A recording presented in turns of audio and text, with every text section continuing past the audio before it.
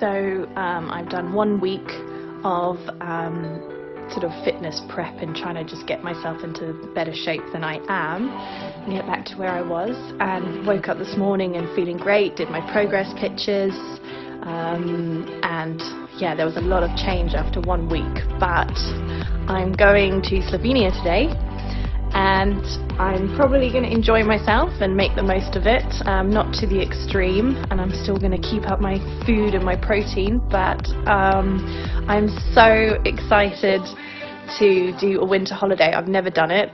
Growing up South African, you're pretty much a sun chaser. I'm super stoked, and I will be documenting it, so you'll be able to see what I've been getting up to on the few weeks before. Papageno!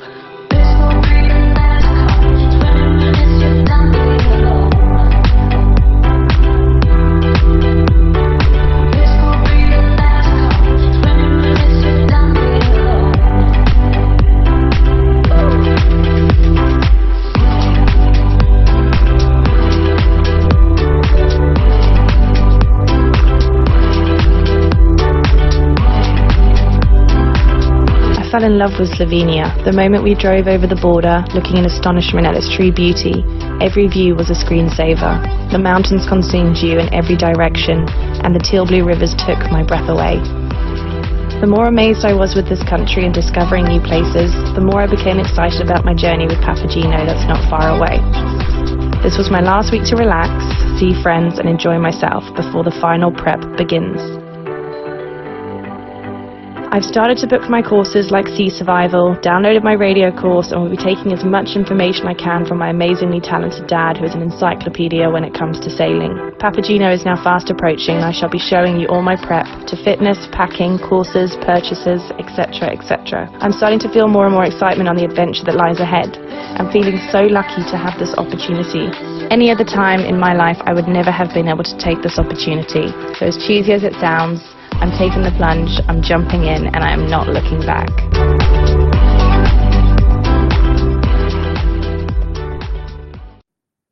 We were now a crew of 4, me, LJ, Tommy and John, but there was space for one more. I decided to take my friend Treebeard. A veteran soldier, Treebeard retired after standing on a bomb in Afghanistan in 2011. Surviving the blow, which should have taken both of his legs, he returned to Great Britain and retired in the hills of northern Wales. Now 34, he dedicates his time doing whatever he wants to do, and says that he's grateful for the blast as he's now living the life that he loves.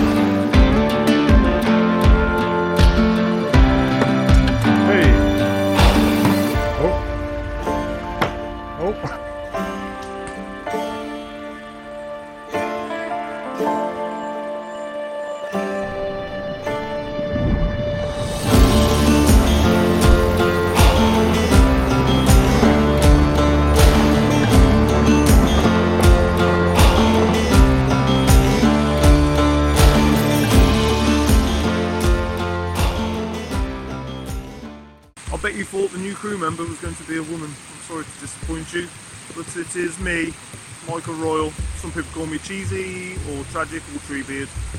I don't really care. You can call me Susan if you like. So I've been talking to Liz on and off for 3 years now. I hadn't actually started sailing when we got talking. Last year I got involved with a military charity that take on injured veterans, whether it be physically or mentally. Like the likes of PTSD, anxiety issues and so on, or actual physical injuries. As I was injured in Afghanistan in 2011, I was entitled to go on this benefit from this charity. I started sailing when I'm down in Gosport, which is the racing wing of the charity. So I started with a regatta, then I did round the island race, Cowes Week and Cowes Pool, and I did a number of various different events as well, and mileage built. Through sailing with this side of the charity, under friends and skipper Dan Fielding. I've learned a lot and I was keen to learn more. Eventually I want to get my own yacht and sail around Britain, visiting all the different Outer Hebrides and Shetland Islands. After that I'll start heading out towards Europe and across to like the Netherlands and Norway. With doing the racing side of sailing, I've done pretty much most of the jobs that you can do on a yacht. I have my day skipper theory and I'm working towards my day skipper practical, but ultimately I want to get my yacht masters. The way that I lead my lifestyle is I've got many different hobbies, from hill walking, mountaineering, climbing, kayaking, horse riding, and I like to just do various different things. Knitting is one of my hobbies that I've taken up recently as well, so I'm trying to knit wherever I can, or doing whatever activity I can. Since getting out of the military and moving to Wales, I've kind of took a different life, and my time off is more valuable to me than working, so I tend to try and get more time to do the activities that I want to do, which is why I'm able to go and join in on the Papageno crew. I think only because I knew Liz to a degree, and then the sailing experience that I've got, and I am quite practical as well, is why I am now the 5th member of the crew. See more of you on the boat.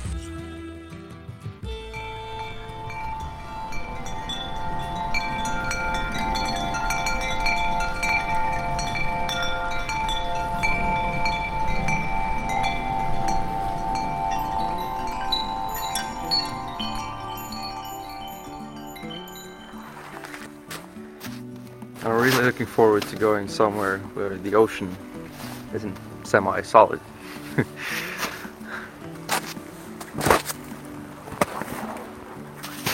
Just want to say a massive thank you to Liz for letting me be part of this. I'm really looking forward to getting to know everybody, getting started on Papageno, getting ready, and sail off and find some adventure. Take 72, I think. That's up to you. This is really difficult.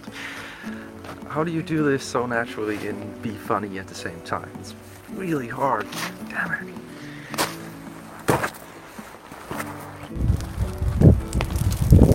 You wouldn't think it looking at it, but we're actually doing environmental work. All these trees, they're not supposed to be here. We're taking them down.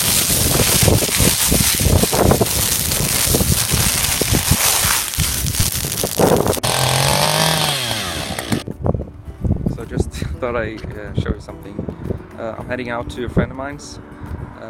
He's having a small get together and I needed to bring him something. I thought about a bottle of wine, but I've done that before. So I thought, what if I make him something? It was always more fun with something you made yourself, right? So I made him this.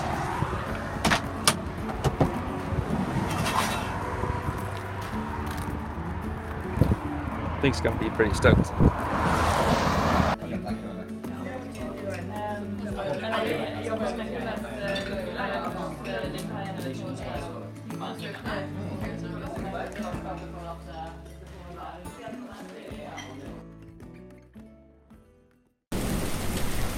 With John in Norway, I decided to host a little get-together for Tommy, LJ and Mike to finally meet. Safe to say, we had a blast.